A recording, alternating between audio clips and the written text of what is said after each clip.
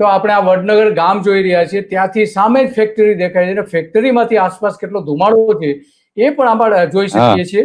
અને એટલા માટે આપણે આ ન્યૂઝ રૂમ જે ટીવી ચેનલ છે એના સૌજન્યથી આપણે લીધું છે, એમનો ખૂબ ખૂબ આભાર.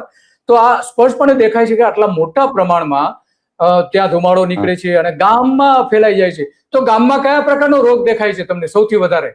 સૌથી વધારે કેન્સર સૌથી પછી વધારે, હૃદય સુવાજ ને માણસોના લોકોના હૃદયમાં ડસ્ટિંગ જામને કારણે તો દુખાવાઈ રહી છે.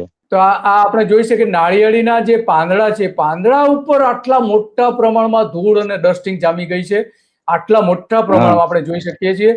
તો હવે આમાં આ જે ધૂળ જામી જાય છે, ઘઉં છે, નાળિયેરી છે, તો એના કારણે ઉત્પાદનમાં કોઈ અસર થઈ રહી છે? ઉત્પાદન ઘટી રહ્યું હોય એવું? ઉત્પાદન 50% 50% ઓછું થઈ ગયું. 50% ઓછું થઈ જાય. જમીન બરબાદ થઈ ગઈ. જમીનની માટી આ માટીને ખરાબ માટી ભળતી હોય એટલે ઇન્ફેક્શન આવે છે. તો એવો આપણે વિકાસ ન થતો હોય જમીનમાં. અચ્છા, તો એના કારણે પાણી જે તમે પાકને જે પાણી પીવડાવો છો એમાં પણ કલર કેવું કઈ દેખાય છે? કલર એ કંપની આજુબાજુ વાડીઓ છે એમાં દેખાય છે. ગામ લોકો અરજી કરી ઘણા માણસો અરજી કરી છે, કોઈ રજૂઆત સાંભળી નથી.